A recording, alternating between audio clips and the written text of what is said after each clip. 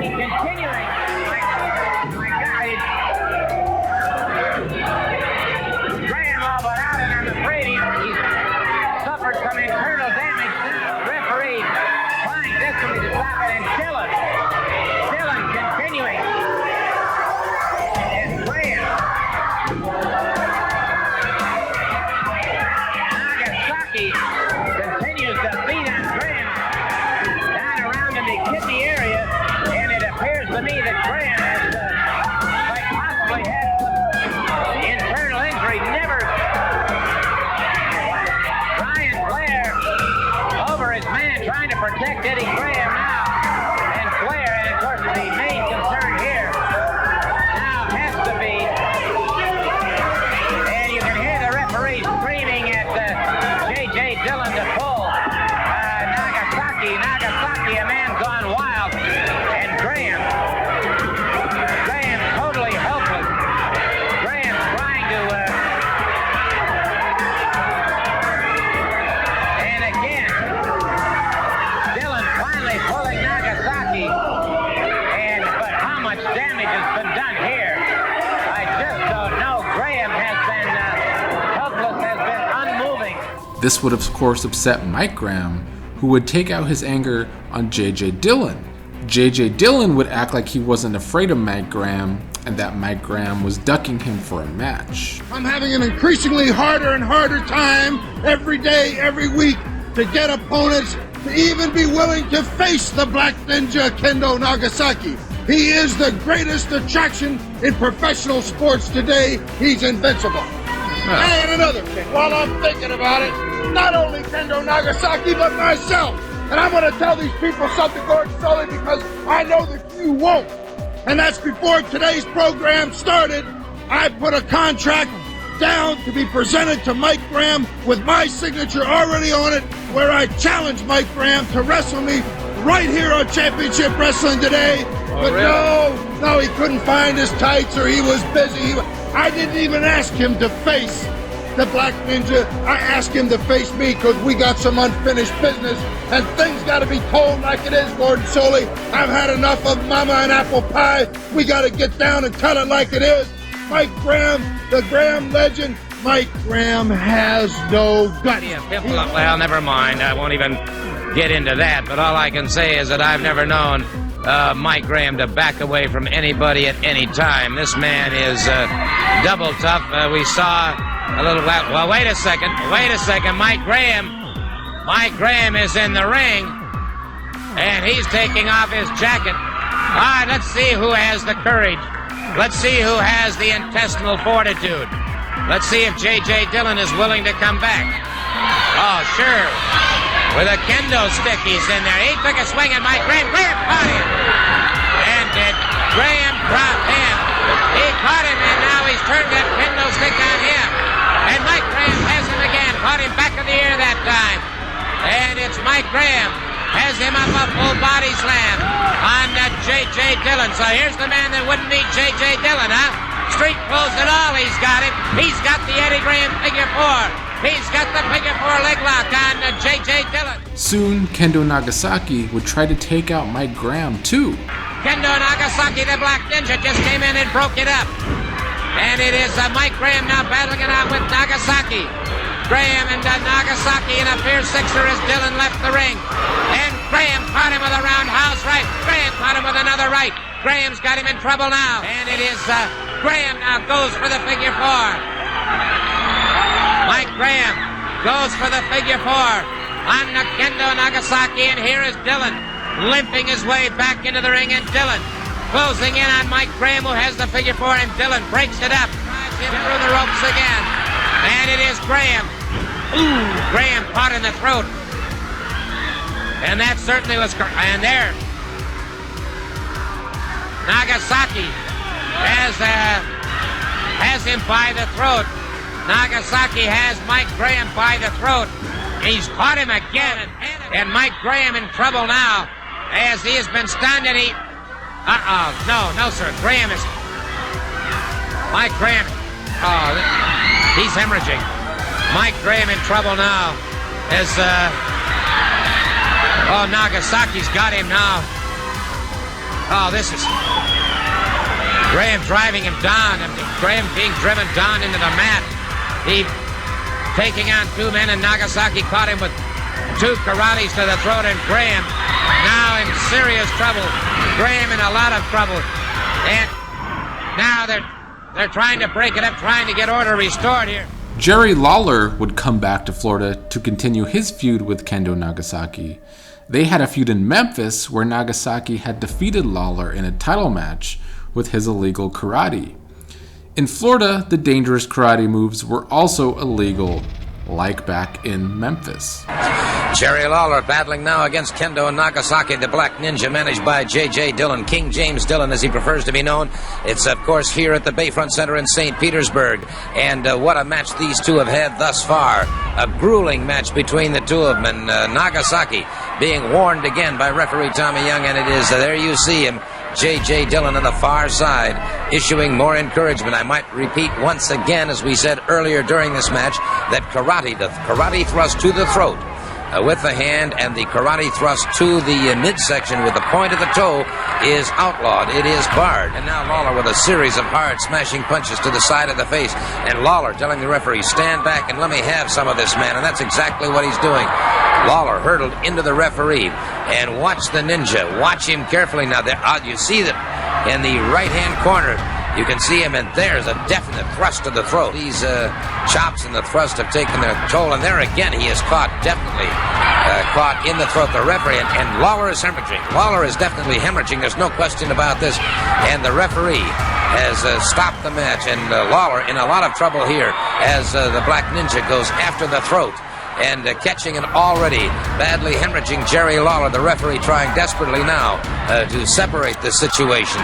And the King of Wrestling in dire straits here, but the referee has definitely stopped the match again, calling for the bell to indicate that this match is over, that the Ninja disqualified here. It is a bad turn of events here for the King of Wrestling, Jerry Lawler. Dusty Rhodes had been traveling the territories around the world so far in 1982, and was gone from one of his mainstays like Florida. Along the way, he was even partying with people like Willie Nelson. You know, traveling all over the country, the people of the United States of America, and especially Florida, has wondered about the American dream for the past 6 months, touring all over the world. You see behind me right here, the young generation of wrestlers right here in Nagoya, Japan, training to fill the shoes of the great Inoki. Inoki's great shoes, they're not ready to fill them shoes, just like in the state of Florida, in America, in the United States. Dusty Rhodes, the American dream, is tower power. There is nobody, the fastest gun in the West. There's always a new man coming to get the fastest gun, and there has not been one yet to take the American dream. I'm coming home. There's been a lot of talk that Dusty Rhodes, the American dream, has left Florida, has went to Texas, has went to Georgia, has went to New York, went all over. Florida is my home, remains my home. Now chasing Ric Flair all over the country, it's finally come down to this. Everybody hears that at any time, Ric Flair can be beat. Well, they know with me in any arena, at any time, in any building, it's going to happen. 2 times world heavyweight champion. Only man to beat Harley Race 2 times. So I'll tell you where I'm coming from right now. Dory Funk Jr., Kendo Nagasaki, anybody in Florida that thinks that because I'm way across the ocean boogieing, because I'm way across the world winning tournaments, that I'm ready to go someplace else, I'm coming home. And let me tell you something, Dory Funk Jr., and you remember this, Ric Flair, I'm going to leave you with this. This concert is not over till the fat lady sings. Dusty would soon be another great return to the Florida territory, and he would use his time in Japan to surprise JJ Dillon and Kendo Nagasaki as a special opponent for the Black Ninja named Mr. Ichiban. We're waiting now for the appearance of Mr. Ichiban. Crowd, there's Nagasaki ready, and wait a minute. Here comes Mr. Ichiban. Let's see if we can get a look at him. Mr. Ichiban, obviously. Wait a minute here. Mr. Ichiban steps into the ring. And Mr. Ichiban, well, as there is a comment, certain things must be held self-evident, I think we may... Wait a second. Wait a minute. What's happening here? And it is... Ichiban over that top rope. JJ Dillon. Ichiban had Kendo Nagasaki right over that top rope. Nagasaki trying to get back, and JJ Dillon pulling him away. JJ Dillon trying to pull him away from Mr. Ichiban. And JJ Dillon having to fight for his life to keep Kendo Nagasaki from getting into that ring. Nagasaki wants to go. JJ Dillon fighting it all away. Dusty would defeat Kendo Nagasaki at a house show. But the Black Ninja's reign of terror was not over. The Florida territory had something for everyone. Interesting matchups like Chavo Guerrero Sr. versus Hiro Matsuda. Of Matsuda, he's taking his toll, taking his effect, catches him, a beautiful flying drop kick. Guerrero up another drop kick, drives Matsuda back into the ring ropes. Guerrero is a man of constant motion and constant action into a head scissors. It's Guerrero, arm whipped into the ropes, caught in the throat by Matsuda. And Matsuda, the kind of man that puts a wrestler away in a hurry. Matsuda brings him up. Look at Guerrero. As Matsuda tried to set it for an airplane spin, Guerrero in a beautiful, beautiful counter move. But when Chavo Guerrero ran into Kendo Nagasaki, it was another brutal attack from the Black Ninja, leaving Chavo with internal bleeding. And JJ Dillon concerned to the outside, and Guerrero caught. Guerrero caught in the throat, and now Nagasaki closed down on him. JJ Dillon. And Guerrero, and it was impossible to tell for sure, but that appeared to be, no normal hand or fist could have done that. Mike Graham would then attack Nagasaki for revenge for the attacks on him, his father Eddie, and now Chavo. Mike Graham, who has been felled by Nagasaki, battling him right over the ring ropes, and now a free-for-all outside the ring between Mike Graham and Kendo Nagasaki, and Graham right over the wall, right after him again. And here's Sixer breaking loose here, and it is JJ Dillon trying to separate them, trying to break them free, and it is Mike Graham battling him all the way. They've gone right into it. Graham chased him right into the dressing room, and Guerrero's down. He'll need help, and it is Dillon beating a hasty exit. The returns would keep on coming down in Florida. Jim Garvin returned, also looking to put a stop to the chaos Nagasaki had been causing. You're really in transit right now. Well, that's right, Gordon. I'm scheduled to start in Tokyo May the 1st, and I have to say something before I say anything to the people here in Florida. I was just with Mike Graham in the back. It's even more frightening to know that there's a guy like this Kendo Nagasaki from the Far East that's terrorizing the state of Florida, because I understand that he's hurt not only Mike Graham, but he's hurt other individuals as well with that chop or whatever he does. I'm not real familiar with him because I haven't been keeping up. I've been out of town. I've been in Atlanta and Ohio and Michigan, and I run into you a couple of times up there. But I'd like to take this opportunity right now to tell all the people of Florida that I'm one happy Southern boy right now, and it's real nice to be home. I was up there in Michigan and Ohio in the snow, and I don't do too well in the snow, Gordon. But I want everybody to know that I'm looking forward to coming down and watching a few of the matches. Garvin would eventually attack the Black Ninja. Jimmy Garvin came into the ring. He came into the ring with a degree of ferociousness, with pent-up rage. It was a determination and a mental commitment that one only finds in really a true champion. But this surprisingly caught JJ Dillon's eye in a good way. In a shocking turn of events, JJ Dillon wanted to sign Jimmy Garvin to manage him, and according to JJ, it would be the biggest contract in wrestling. And these are the type of qualities that I must have, because I see in Jim Garvin a future world heavyweight champion. I phoned Jim Garvin. He wasn't really excited about talking to me, but I said, look, let me talk to your attorney. Tom Smith, who represented Jim Garvin, is he's a very, very hard negotiator. This is probably the most lucrative contract in all of professional sports today. It's cost me a lot of money, but I feel that it's worth it. The contract is here. I want the contract signed, and in so signing, the only thing I ask of Jim Garvin, that in the future with this signing, that he give me that same determination that he showed me last week, that same intensity in each and every match. And he is not only going to be the next world heavyweight champion, but with the signing of this contract, he will be, beyond any doubt in anybody's mind, not only the greatest wrestler ever to come out of the state of Florida, but in my mind, the greatest professional athlete that the state of Florida has ever produced.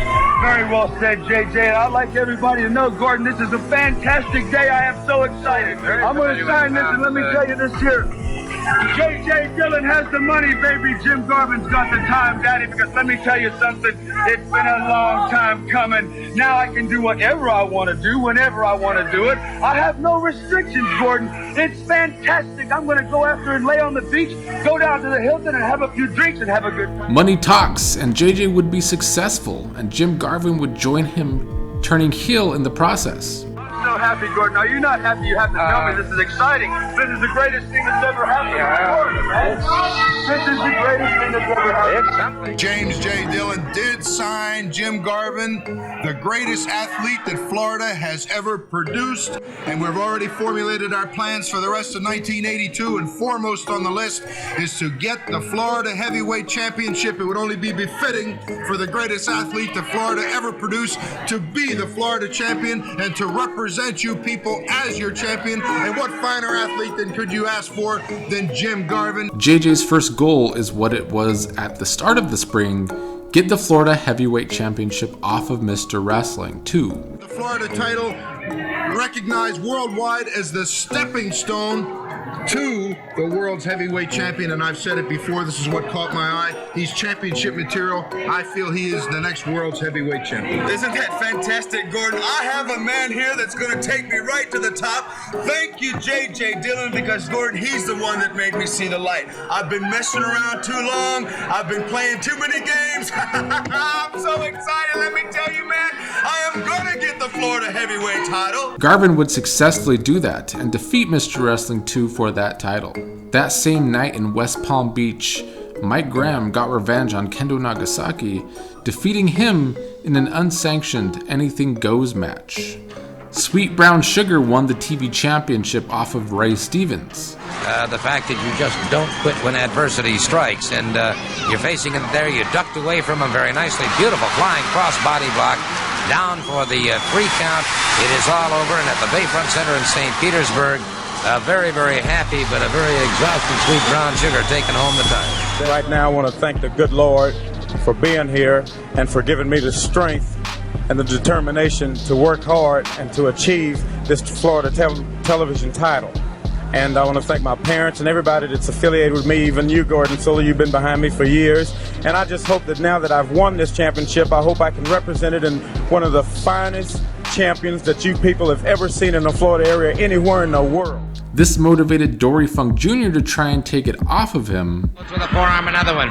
It's Dory Funk Jr., the international heavyweight champion, and 4.5 years of world heavyweight champion. Good leapfrog by Sweet Brown Sugar, the TV champion. Rolling reverse on Dory Funk Jr. Just moments remaining in this TV title match. David Von Erich outside the ring offering further encouragement. And Funk pulled him in, caught him with a knee and then a forearm and another forearm to the side of the jaw. He has a vicious forearm. Somersault away by Sweet Brown Sugar into a lateral press from a cross-body block. A count of 2 is all they got. Sweet Brown Sugar hurdled outside the ring. And David Von Erich outside the ring, punishing Sweet Brown Sugar. Dory Funk Jr. tried to set him for the pile driver. And with just moments remaining now, Dory Funk Jr. and Sweet Brown Sugar powers out of that pile driver. Vertical suplex. 45 seconds remaining. 45 seconds. And again, Sweet Brown Sugar slipping away before that count of 3. Deep double underhook by Dory Funk Jr., the international heavyweight champion. Once again, a count of 2. Referee Tommy Young, a very fair, impartial referee. And a slugfest erupting between the two of them. Sugar getting the best of that one. And Sugar trying to connect with Dory Funk Jr. Back to the basics. Good high double leg dive. Into the spinning toe hold, and Sugar in trouble here. This is the very hold that brought Dory Funk Jr. the World Heavyweight Championship. The bell has rung. The bell has rung as Dory Funk Jr. had the spinning toe hold, but Sweet Brown Sugar would not concede. The bell rings. Dory Funk and David Von Erich were continuing their feud with Sweet Brown Sugar and Butch Reed beyond Ric Flair's bounty. By the way, Mr. Funk called me from Japan. Hacksaw, he is still the champion, and he's come back to take care of you. But it would be Butch Reed and Sweet Brown Sugar that defeated Dory Funk Jr. and David Von Erich for the North American Tag titles. But David Von Erich would get revenge, beating Sweet Brown Sugar for the TV title. It is Sweet Brown Sugar. Good high hip toss, says Von Erich. And Ronnie with a beautiful flying drop kick. There's Von Erich, all but out on his feet. Catches him once again, Von Erich. And Von Erich. The win was controversial with his feet on the ropes.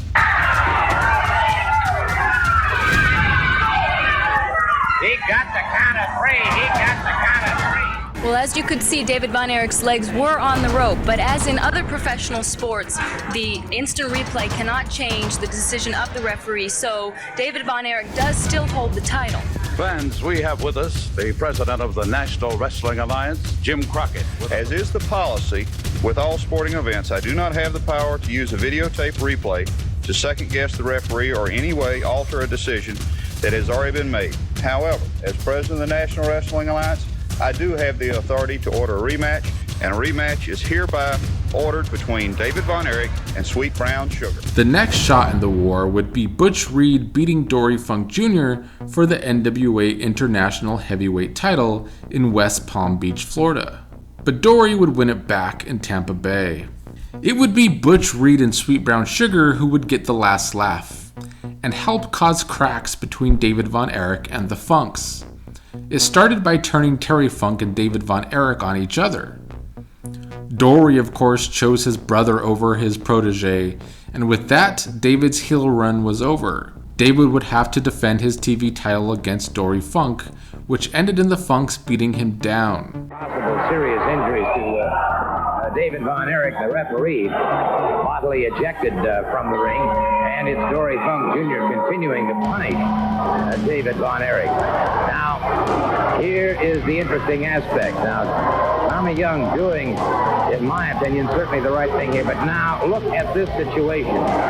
Here again you see the Funk brothers, Terry Funk and Dory Funk Jr., and these two, the saying that blood is certainly thicker than water. Mike Graham would make the save along with Barry Windham. It was Windham catching a boot in the head by the Funks, and now you've got Mike Graham and Barry Windham battling it out, trying to restore some order. All those second-generation wrestlers in one ring. David Von Erich and Mike Graham buried the hatchet from their feud earlier in the year as Dory's bad influence was no longer taking hold of David. As the spring of 1982 got close to an end, Ric Flair had successfully dodged Butch Reed's attempts to win the NWA World title, and the Florida Territory continued to promote the world champion very well. You never ought to be said that Ric Flair, the world's heavyweight champion, isn't a generous man. We get thousands of letters asking what really makes Ric Flair tick. And for all those thousands of fans out there that don't know, it's not just the fact that I'm the most finely conditioned athlete in all of wrestling. It's not just the fact that I'm a tremendously wealthy man, that I can have any woman I want. It's the fact that I live a lifestyle never, ever equaled by any other man. My man Sam right here. Check out this limousine. My own Lear jet. And look what I travel with, the most beautiful women on the face of this earth. This is why the world's heavyweight champion, not Joe Montana, not Burt Reynolds, not turkeys like that, but a real man, the world's heavyweight champion. That's what makes me a little different. Come on up here, ladies. Let this camera get a little better look at you. Jan, darling, I didn't expect to see you for another week or two. Champagne and caviar is ready whenever you are, Rick. Well, thank you very much, darling. Laura, how have you been? You see, ladies and gentlemen, whether you like it or not, this is what makes Ric Flair tick. Woo! Setting the world on fire. Ladies, we better be off. We don't want to keep them waiting in that next city. Take care now. Remember one thing. Diamonds are forever. All right. Despite the national economy being in a deep recession, world heavyweight champion Ric Flair always travels first class. But Flair would find himself reigniting his feud with old rival Dusty Rhodes, and it would lead to a bunkhouse match. A match type that is basically a street fight where wrestlers would usually wrestle in street clothes or jeans and cowboy boots if you're Dusty or the Funks. But Ric Flair, of course, would wrestle in a tuxedo in the match against Dusty Rhodes, a match Dusty would win. Most unusual. Here you have it, the NWA World Heavyweight Champion. A picture here of sartorial elegance, a full tuxedo. I don't know what he had in mind. And now, after Dusty Rhodes, of course, the cowboy jeans, cowboy shirt, and cowboy boots. And perhaps this was part of the strategy of the world champion Ric Flair, is that throw Rhodes off guard by his clothing, fires back and has the champion in what is going to be an awful lot of trouble here, as Rhodes begins very quickly, is rapidly being divested of all of his outer clothing, and now charges Dusty Rhodes, trying to use the remains of his trousers, of those tux trousers, as a weapon. And of course, I might just point out, a bunkhouse match, anything goes, and Flair, an extremely resourceful, very, very dangerous adversary. $2,000 silver filigreed belt buckle, and now putting an old-fashioned strapping on the champion. And so it becomes obvious and totally clear that Dusty Rhodes has not only vindication on his mind, revenge on his mind, in wanting to settle the issue with Ric Flair, but Dusty Rhodes, more importantly, wants to regain the NWA World Heavyweight Championship, a goal that he is seeking gain it for a third time, and it is Ric Flair who had to hear those comments in a dazed condition outside the ring, who steps back into the ring and faces again the tremendous fury, the power, and the desire of this man, Dusty Rhodes, the American Dream. And I can assure you of this, Dusty, of course, when it comes to absorbing knowledge. Now, look carefully at this. Look carefully at this. Dusty's been in secret training. This is Japanese guillotine. A Japanese guillotine being applied by Dusty Rhodes, and it'll tear an arm, it'll tear the deltoids, and very quickly the champion concedes to Dusty Rhodes in this bunkhouse match. Luckily for Flair, it was a non-title match.